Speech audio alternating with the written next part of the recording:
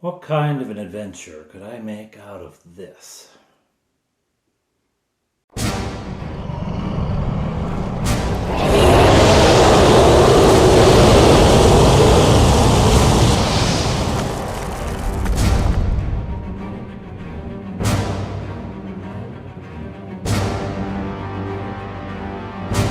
Hello everyone, I'm Father Aaron. Welcome to The Dungeon Minister. So, our adventurers have killed a dragon. Yikes! I know, it's so cool. And their fame is justifiably spreading. Not only in Honeywood and in the little hamlets and farms and shepherds' houses surrounding Honeywood, but far and wide.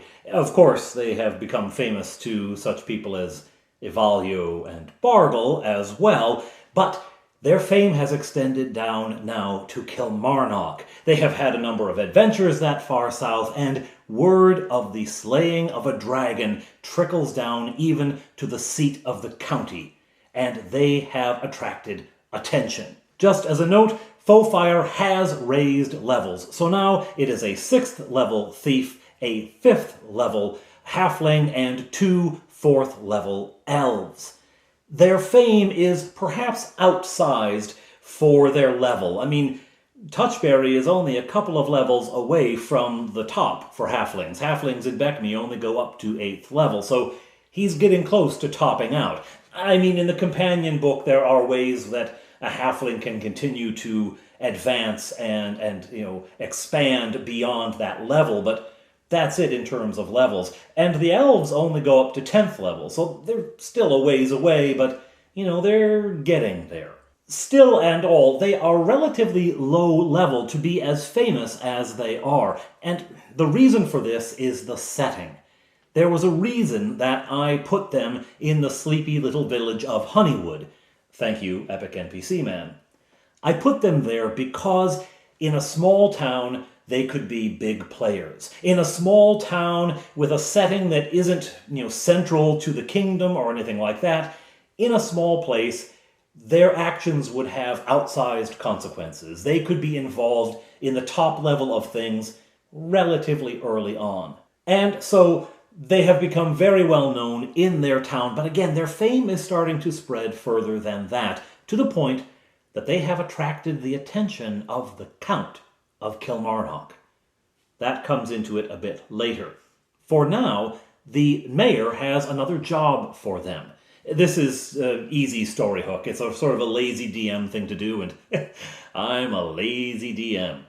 To have the mayor ask them to do something, it's easy, right? So, what is the mayor doing? Well, I got this idea partly from John over at RPGs and More. If you haven't seen his channel, check it out. He does deep dives into some of the sort of crunchier bits of role-playing worlds, world building, he talks about travel, he talks about food, and all that kind of stuff. The things that are background, that aren't necessarily central to your adventure, but which give flavor and depth, and actually can open some adventure possibilities, as in this case. He was talking about travel and about roads, and about how someone had to have built that road. I mean, some roads emerge just from people using the same path all of the time.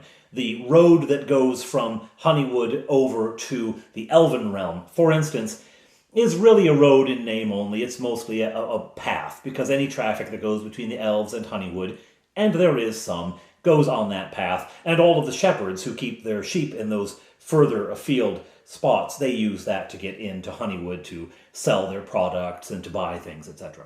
But there's also a road from Honeywood down to Kilmarnock, and this road was purpose-built. There had to be forest cleared in order to let the road go through. It goes relatively straight for large portions of its distance. That indicates a willful intelligence in the creation of the thing. So, at the beginning of this adventure, the road needs some maintenance. Normally, we'd be getting to the warm months now, and the maintenance would be starting. It's not warm, but the road still needs working on. And so Honeywood is going to send out a crew, and they're going to work their way down And another crew is being sent up from Kilmarnock, and they will come up the road. And somewhere in the middle, closer to Honeywood than to Kilmarnock, somewhere in the middle they will meet, and the road will be completed. The portion in the north is up to Honeywood to fix, the portion in the south up to Kilmarnock. Those workers who are going to be out doing that labor need protection. Because remember, the woods have become dangerous. There's always been the potential for danger. This is a fantasy realm, and there are such things as bugbears and orcs and ogres and whatnot. So there's always been some sense of danger, but now in particular, they want a guard sent. The mayor of Honeywood, however, is not so willing to let his guards go. He wants them in the town, especially given everything that has happened recently. So he's not going to let any of his town guards go, but these adventurers, they're just the sort. Anyway, the details are arranged, and they go to meet the crew. The road crew has actually been working already in the area just around Honeywood, in the length of road that goes west from Honeywood. They don't feel in any danger there. It goes through farmers' fields for a while, and even into the woods. Around when they get to, well, the site of the adventurers' first adventure, the Kobold Caves, the old Mead Caves, out in the woods there, just before the curve south. Around when they get there, they start to feel like they need some protection. So it is there that the adventurers join the road crew. Much of the time on this job is boring. They're with the crew for a couple of weeks before anything interesting happens, and we certainly don't role play all of that. I give them the basic, your days are spent largely lounging and waiting and watching. At night, you're on guard. At night is when you are really necessary. During the day, you keep your eye out, but it's not as tense. You're able to relax and play card games and things like that. But at night, you have your eyes peeled. And 2 of them stand on watch every night. Rather than the usual rotation of 1 person on watch, they have 2 on watch during the night. There's a couple of weeks in, and they are here at that point, at this place on the map. That is where they are when the first incident happens. And it happens during the day, so they're not on high alert. They're, keeping an eye out, and every once in a while travelers go by, and that's no big deal. They watch them, they just, check to make sure it's all canny and all that, but largely it's no big deal. It is during one of these days when suddenly they hear a crashing in the forest. Something smashing through, something large, something powerful. They draw their weapons and get ready. The workers moved behind the adventurers, and they prepare as well, when suddenly out of the forest crashes a wild boar. Okay, I just threw this in here to remind Bob Johnny that he has a ring of animal control, and he actually almost forgets it. They're preparing for combat when suddenly my youngest, who plays Bob Johnny, says, "My ring!" And he uses his ring, and he tells the boar to take off. And the boar goes running off back into the forest, by a different route, but, somewhere off into the forest. Whew, okay. Well, that was close, but it wouldn't have been a big deal. They could have fought the boar easily, but much better not to kill an animal that's just doing what it does, right? Just send it off, trotting away. Okay. That night, just after the evening meal, one of the workers goes into the woods to, what guys can go do in the woods that women can't do as easily. Anyway, he's doing that when suddenly there is a scream, and he comes rushing back into the camp, hiking up his drawers as he comes, yelling, "Ghost! Ghost! Ghost!" And the other members of the road crew are laughing at him. "Oh, ghost, sure, probably an owl or something. What did you see, a ghost? Ha ha. No, blue, glowing ghost." And the adventurers pull weapons and they get ready, but nothing happens. Okay, a ghost. That's odd. Now, I got this concept somewhere. I read it or I heard it. I don't remember where, though. I would love to give credit for the whoever came up with this story hook.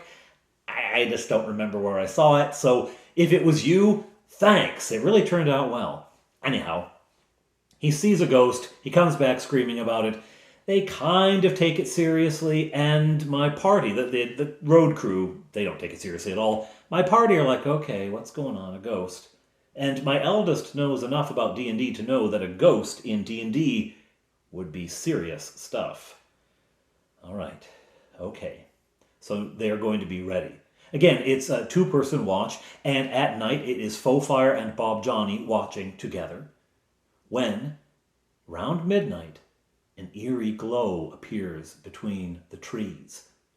A blue glow moving toward them. They can just make out every once in a while, is it a figure? Is it a ghost? Or is it just a ball of light? It's hard to see with all the trees and whatnot, but they wake up Touchberry and Fleetwood. Everyone gets ready when out of the trees emerges a form, a man, floating a good 6 to 7 inches off the ground. He's dressed in an ancient style, a form of clothing that just isn't worn anymore, clearly a warrior of some kind. His face is drawn and pallid. Well, I mean, he's a ghost, so he's dead. But anyway, he looks at them with hollow eyes, and he begins to speak, but no sound comes out. However, in the back of their minds, they can hear a voice in their heads, and it says, "Follow, follow." Okay. Follow. The ghostly form turns and begins to move back into the forest. Well, at first my players say, "No way are we following him. We're going to stay right here. We're supposed to protect these guys, not go traipsing off into the woods. We're not following." The ghost gets a little ways in and turns. And again, in their minds, they hear, "Follow." "Okay, we'll follow you." They begin to move into the forest. As they move, the ghost turns and proceeds deeper into the woods, and they follow. After 20, maybe 30 minutes of following it, it stops and stays still, and they come up behind it, and in front of them they see this. The players approach. Slowly at first. Touchberry wants nothing to do with it. He hangs back. He is scared. I mean, my player, my middle guy, is like, "No, I don't want anything to do with that." And Bob Johnny's not so certain he wants anything to do with it.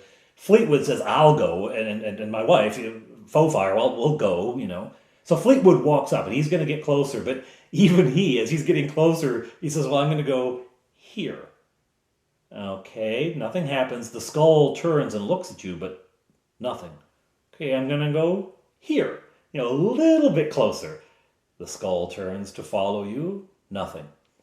As soon as he passes that first stone on the lower level, the skull speaks. Its jaw flops open, and a voice is heard audibly this time. And it speaks this riddle. "If you have me, you don't share me. If you share me, you don't have me." That's it. That's it. What? If you have me, you don't share me. If you share me, you don't have me. If you have me, you don't share me. If you share me, you don't have me. Now, the boys and my wife, they quickly work out this is a puzzle they have to solve. And I have to say, congratulations to my wife for sort of backing off this one and letting the boys solve it, because it's really there for them. But they're just stumped. They're scratching their heads. What is this thing? If I have it, I don't share it. If I share it, I don't have it. And they posit various solutions. Life, happiness, And I'm pretty happy because early on, they get that it's not a thing. It's not like a cookie, They get early on that it's not a physical thing, that it's more of a concept, an idea. And so they're talking it through. What is it? Finally, we can see that they're just not going to get it, that they've run into a brick wall and they're not figuring it out. So my wife very slyly gives a hint. She says, "I think Papa has one right now. I think this is the thing the skull is talking about. Papa has it." Papa has it. And then they get it. A secret! Yes! If you have a secret, you don't share it. If you share a secret, you don't have a secret anymore. Fleetwood shouts out the answer, "Secret!" And as soon as he does, The skull and the mist around it dissolve and fade and dissipate into the wind. Left in its place is a hole in the ground. There's a literal little hole there in the model, which the light shines through. But I say this is what's left. You can see it's a small hole left in the ground. Just a little hole like that. Can we look into it? Yeah, look into it. How far down does it go? It looks like it goes quite a ways. Oh, okay, I'm going to take my sword and see if I can poke the bottom. Nope, can't find the bottom. Did nobody bring a 10-foot pole? Why do none of them have a 10-foot pole? It costs nothing to buy a 10-foot pole. No one ever has a 10-foot pole. Anyhow, they go and they find a stick, poke it down there, see if we can get a longish stick. Can I get to the bottom of it? Nope, you just swinging it around in there. And as it goes down, you can tell there's no sides. It doesn't stay this big for long. It goes down, it opens up. Well, can we dig this away? Well, you can try. So they start hacking away at the earth around this hole, and it turns out this is overgrowth. It's something that has begun to close the hole up as the grass on the sides got further and further in. But they open it up and they discover a good-sized hole, about 3 feet in diameter, leading down into the earth. Perfect circle, stone lined on the edges, leading down into the earth. Let's go. They tie off onto the stones. They tie onto the standing stones 2 ropes, because Fleetwood is nervous that one of them could get cut. I don't know why he thinks 1 could get cut and 2 couldn't. But anyway, 2 ropes, and down they go.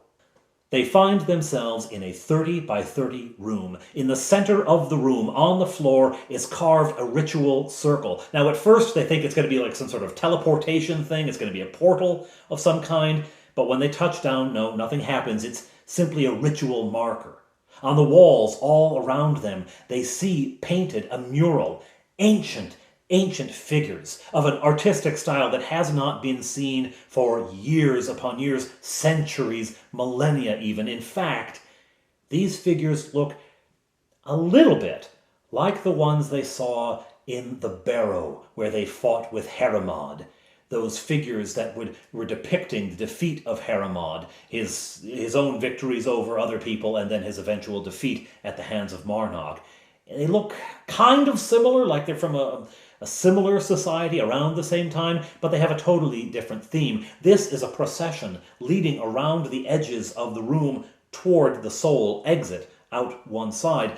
It is a procession of figures carrying these poles on the top of which is a sun, like some sort of symbol, some sort of sigil that they're carrying of the sun.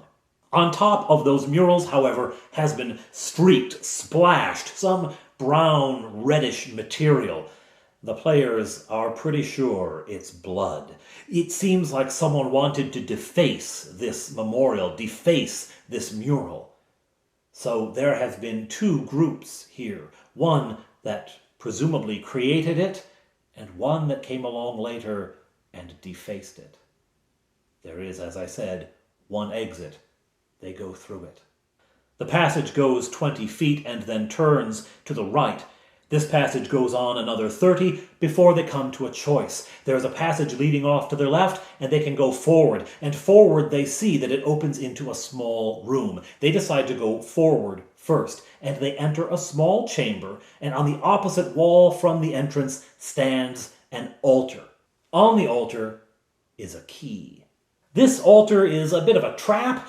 You'll see how later. But right now, the key draws their attention. And Fleetwood says, oh, I want to pick it up. Now, I don't want to tip him off to the fact that it's a trap. So I don't want to start asking, how do you pick it up? What do you use to pick it up? I ain't going to do any of that. So he's going to pick it up. I want there to be the possibility that he trips the trap. Trips the trap, trippingly on the tongue. Trip the trap, trippingly on the I want to give the possibility that he trips this thing, but I also want the possibility that he avoids it. So I roll a dice. And of course, whenever the DM rolls a dice and doesn't say why, everyone holds their breath. I say, okay, you've got the key. So now they know there's something going on, but they don't know what it is. All right. He picks up the key. Nothing happens. The walls of this room similarly have figures bearing images of the sun, and above the altar on the wall is drawn a figure whose head is a huge sun. So this is some sort of ritual room. They don't quite know what it is. Clearly a place of offering of some kind. They look around. There's nothing else to see. They don't check for secret doors or anything. They just leave. Okay. Back out into the hall, they take the passage that had gone off to the side, to their right now as they come out of the room, and they proceed down that way. It goes another 20 feet and opens into a 20 by 40 room. On either side of the room are stone slabs, and on the stone slabs are lying skeletons. Now, just between you and me, and St. BECMI, and Gary the Gargoyle, and King Owl, the Bugbear, and the little demon on the candle holder, and anyone else who's lingering around here, just between us, this is where I severely underpowered this particular adventure, I have to say. And the reason I underpowered the adventure is that our friendly local game shop only had 4 skeletons.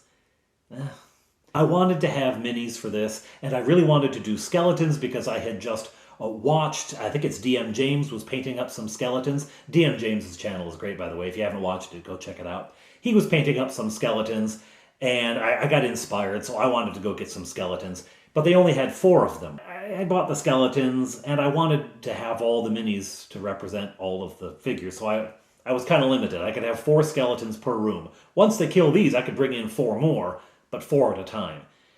It really should have been more like 8 or 12 at this point for their power level.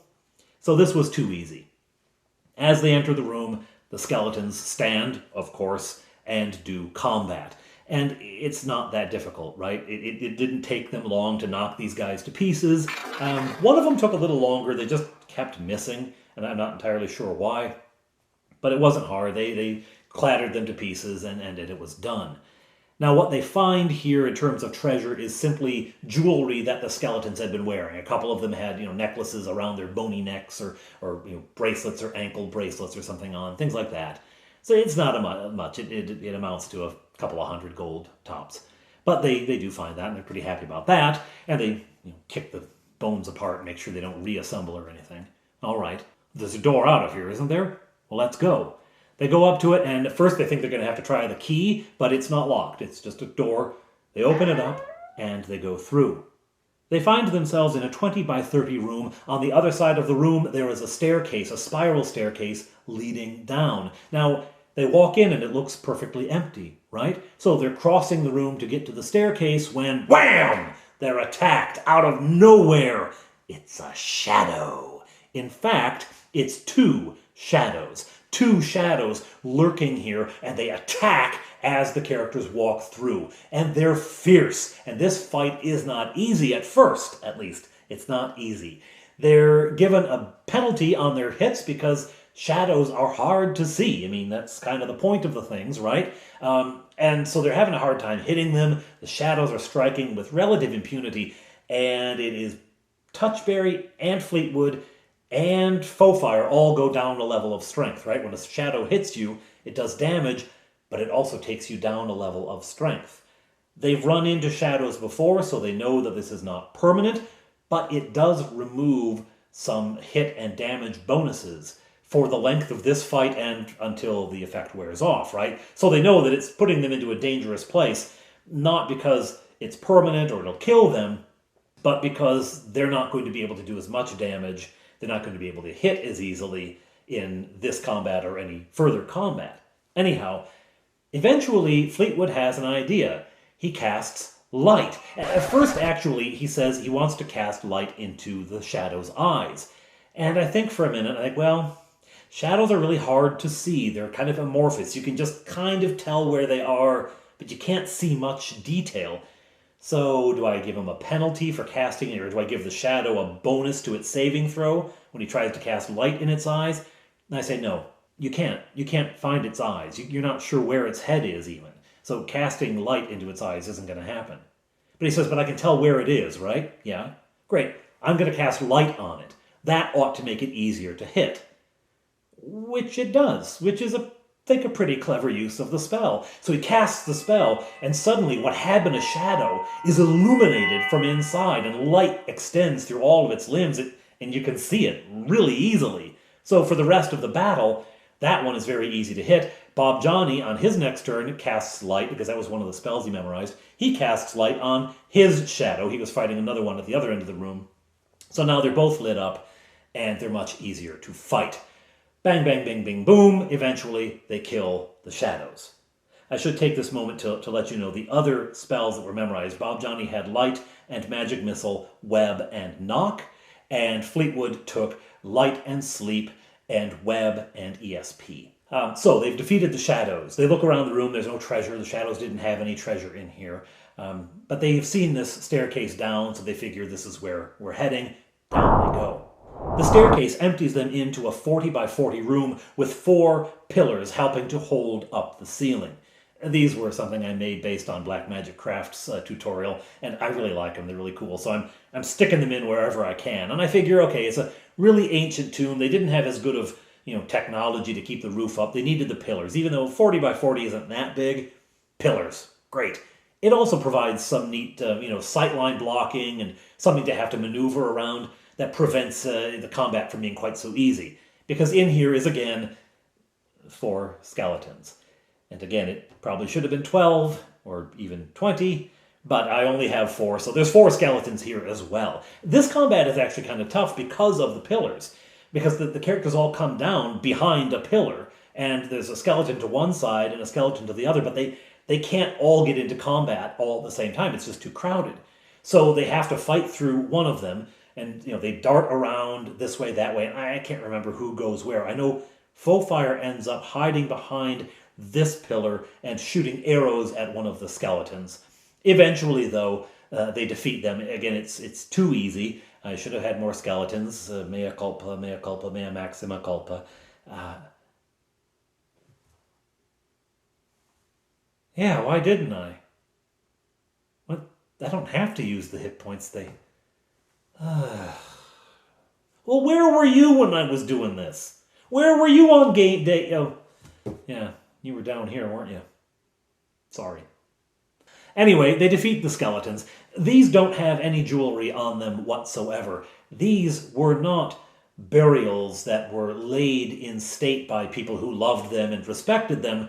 These were raised specifically as soldiers. The ones upstairs, they had been people for whom the tomb was built. They had been in their resting place, animated later, and left to lay there until someone came in. These skeletons at the base, these were nobodies in life, and they were used simply as guards. Just like the ones upstairs were turned into guards, these were placed here as guards. They're nearing something. There is a passage out of the other corner of this room, and to that they go. They're making their way down this hallway when I have a little bit of fun. I've been reading in the DM's manual about crazy things you can throw into adventures, and I really liked this one. So they're all about halfway down the hallway. They're in the middle of the hall when suddenly the gravity switches and they all fall to the ceiling. Wham! Right? I have them make a saving throw. I think Death Ray, because why not? And if they miss the saving throw, then they take some damage. Just a 1d4, because you think about a hallway that's 10 feet tall, a 5-foot elf falls. He's only fallen 5 feet, right? So it's a surprise, and it hurts him, but not a huge amount. Touchberry makes his saving throw, so he cat-like switches around and ends up landing on his feet and in a crouch position on the ceiling. I don't remember who else fails it. I think the other 3 all fail. At any rate, they take a bit of damage. No big deal, but it's kind of fun. And then they're like, well, has the gravity switched forever? Is it the whole dungeon, or is it just this section? If we walk out of this section, are we going to fall again? I don't know. You'll have to find out, right? So Fleetwood says, I'm going to walk back the way we came, but I'm going to be ready for it. I'm going to be ready for it. So, okay, you keep walking, and about 10 feet from the room where they fought the skeletons, the pillar room, about 10 feet from there, the gravity switches. But because he said he was going to be ready for it, I let him land without taking any damage. It's like, okay. Says, all right, so it's an area of effect. I wonder how far this goes. He walks back into it and falls up to the ceiling. But again, he's ready for it, so I don't make him roll or anything. They walk the rest of the hallway, and now they're taking one step. Anything? No. Take another step. Have we fallen? No. Okay, take another step. Finally, they get to a point where they're all out of the area and crash back down to the floor. This time, though, again, they're really tensed and ready for it, so they don't have to roll anything. They do so. They fall down to the ground right in front of the end of the hallway, which ends in a door. Okay, well, is it locked? We'll try it. Is it locked? Well, it doesn't seem to be locked. It feels like it's going to open. Okay, Fleetwood says, I walk through it. I say, great. You open the door and walk in, and you emerge out into the hallway right in front of your friends. What? Are these really my friends? Are they some sort of doppelgangers? He gets his weapons out, like, who are you? Who are you? You know, tell me something only Touchberry would know. Rupert served us green cookies. Okay, you're not a doppelganger. All right, so this door just led me right back out. It was too quick. It was too quick. He was too on the ball. He says, I'll try the key from the altar. He puts it in, turns it. Now the door functions like a normal door, right? I kind of wish they'd gone around in circles a few more times before he figured that one out, but it was just the one. Oh well. Through they go. They enter into a 30 by 30 room. It is made crowded by the presence of pillars, because I have pillars and I want to use them. In the center of the room, another stone slab. Lying here, not a skeleton, a mummy. Now, I don't have a mummy mini. Mummy mini. It's hard to say. I don't have a miniature mummy, so I just use a skeleton. Oh well. But there lies a mummy, and the players are all like, what's going to happen, right? What's going to happen?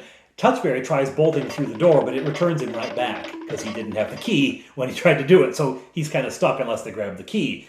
Too late, the mummy sits up, moans, and comes to attack. Now, as soon as it moves, there is a saving throw, or they are going to be struck dumb with fear. That's one of the cool things about the mummy. They have to make a save, and if they don't make it, they're just dumb with fear and immobilized with fear. Faux Fire fails her save. And so she's in the corner going, ah, for like 20 minutes, while the rest of them fight this thing. It is a difficult fight. For one thing, they have lost their strength bonuses to the shadows, right? None of them have any pluses to their hits or to their damage. So that's gone.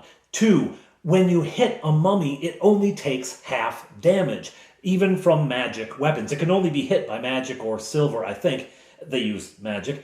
But even with those weapons, it only takes half damage. And so Bob Johnny will cleave with his mighty axe, and he'll confidently announce that he's done 7 points of damage. And I go, great, and I write down 3, right? So they're taking less damage than they think they're taking. So this thing feels much stronger. I mean, effectively, it doubles the creature's hit points, right?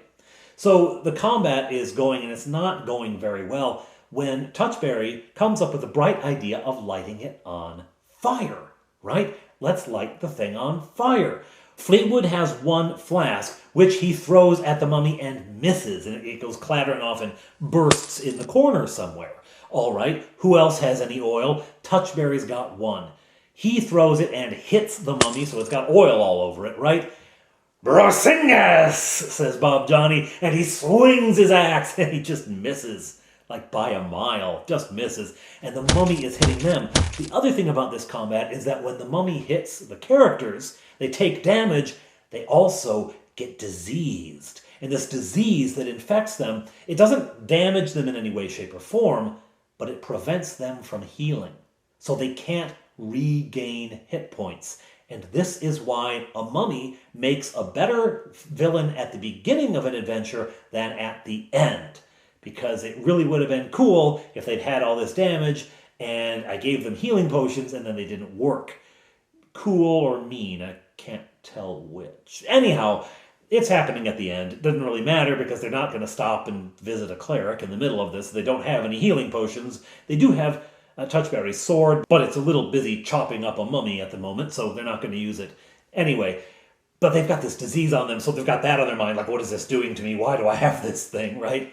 So fight. Eventually, Bob Johnny does make a connection before the oil entirely dries up, and boom, the mummy starts on fire. So it's taking damage every round, and they keep hitting it, and eventually they kill the thing.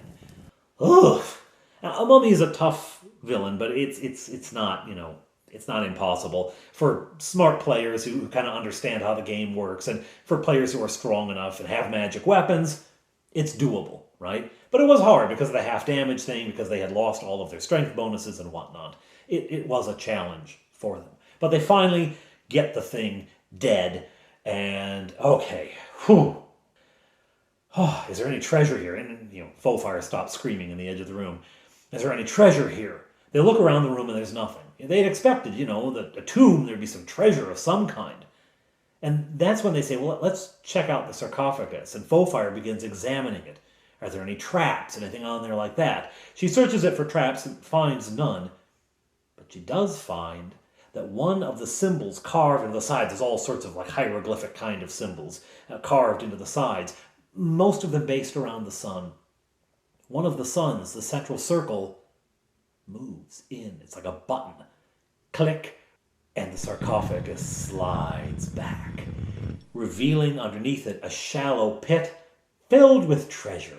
And it's a lot of electrum, it's a lot of copper, it's a lot of silver, but it's treasure. There are also some items here. A diamond necklace with beautiful worked metal and a large diamond in the middle of it, and a flute. A flute made of bones. Ugh. Touchberry wants to know about the flute. He picks it up, he says, I'm going to blow into the flute. Okay, blow into the flute. He starts to blow onto it. And as he blows, there's the music that he's making, the sort of twiddling, that someone who doesn't know how to play the flute makes when they're playing the flute. But also a haunting song behind the music. And against his will, he starts making actual music that matches the song. And the song is singing. It's singing about a battle in which a great hero was killed. How this great hero's lover took his body and went to bury it.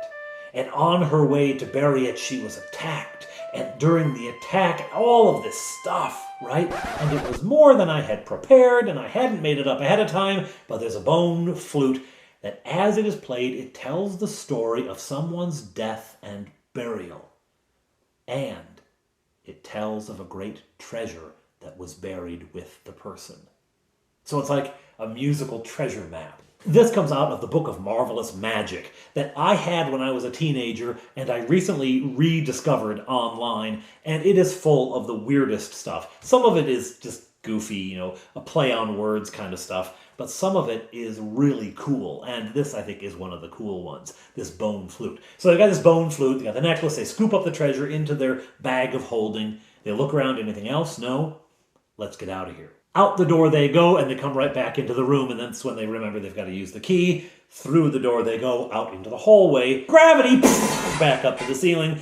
And I actually have them take some damage because they don't know exactly when it's going to happen, and it takes them by surprise. They were less on guard this time, so I have them roll, and a couple of them take damage. It's nothing serious. And they continue down the hallway and plop back down when the gravity turns right way around. As they're going through the pillar room with the skeletons, Fleetwood says, we haven't checked for secret doors. We haven't checked for secret doors. Let's start checking for secret doors. And so they do. They check this room for secret doors. All over, nothing. They go back to the mummy room, through the gravity. Oh, okay, ready for that. Oh, back down, into the mummy room, use the key. They look all over there, no secret doors there. Okay, oh, darn, I was hoping there'd be something else. No. Out they go, up to the shadow room, check for secret doors here. Yes, there is. There's a secret door. It opens, and behind it, they find a rough passage carved through the rock. They follow it a little ways till it widens out into a little niche, a little room in which is more treasure. This is the Shadows treasure room. They actually had their own cache of stuff because they're not planted here by whoever it was who did all of this in this tomb, who animated the skeletons. They weren't planted here. They're on their own. They are their own creatures. They are their own shadows. So they've got their own stash of stuff. Their stuff is mostly electrum and platinum, a decent amount of each, nothing to sneeze at. Also, a wand. They can't identify it looking at it. Fleetwood actually takes it and uses it. He just points it and uses it down the hallway. Nothing happens. It's a wand of magic detection. Now, if he pointed it back at the treasure pile, two things would have glowed, but he didn't. He just points it down the hallway, nothing happens. He's, used up one of its, I think it's 3 charges, and now it only has 2, but oh well. There's also a scroll of protection from the undead. That would have been helpful to have. Pity they didn't check for secret doors before they went downstairs. Oh well. So, a scroll of protection from undead, which of course any character class can use. This is not a spell scroll, it's just its own kind of scroll, and any character class can read from it once they understand what it does and what it is. They can read it now, but until they understand what it is, they won't know when to read it. And a marble. Also from the Book of Marvelous Magic, this is a cat's eye marble, and it gives the holder infravision. So Faux-Fire and Touchberry don't have infravision. They can't see in the dark. This would allow them to do so. So a cat's eye marble, the Wand of Magic Detection, and the Scroll of Protection from the Undead, plus the Electrum and the Platinum. Leaving this treasure hoard, this niche, they continue down the passage in the direction it had been going, and they find the end of the passage at another secret door. Again, not secret from inside, but clearly made out of stone and probably blending in with something. And they're doing their own mapping, and they say this is probably going to come out at the altar room. And indeed it does. They push it open and they find themselves in the altar room again. And here, because I thought it was pretty cool, I roll a dice to see if any of them, on their way out of this secret passage, which is close to the altar, if any of them bump into the altar. And Bob Johnny does. He bumps into the altar on his way past.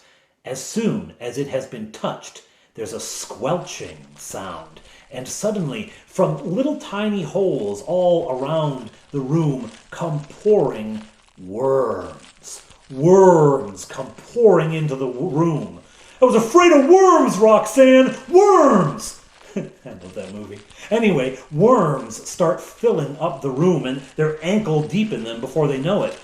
I think it's Fleetwood who says, "Let's get out of here, this isn't good." And they run out of that room. And by the time they get to the door, they're knee-deep in worms. Touchberry's up to his waist, and they just keep coming. Down the passageway they pelt, worms tumbling out of the room into the hallway, filling up behind them. They boot it for the entry room. They grab the ropes, and they haul themselves up as worms fill the floor beneath them. Ugh. Now, this is a magical trap. It's not a physical trap. The worms will eventually disappear, and it's all reset for the next invader, but I thought it was pretty cool anyway. So, up they get. They're back to the surface. Whew. There stands the ghost that had led them here. It looks at them, nods, and evaporates. It is the spirit of one of the men whose skeletons are down in that tomb. And the place has been purified. Yes, his bones are scattered all over the floor. Yes, his funeral objects have been robbed. But his soul is no longer bound to that reanimated skeleton. He's free, and he departs. The players look at each other. Okay, let's go. And back out of the forest they go. They find the sleeping road crew who didn't even get woken up by the whole procedure. It's nearly dawn, and they slump down in exhaustion and greet the day as the workers wake up.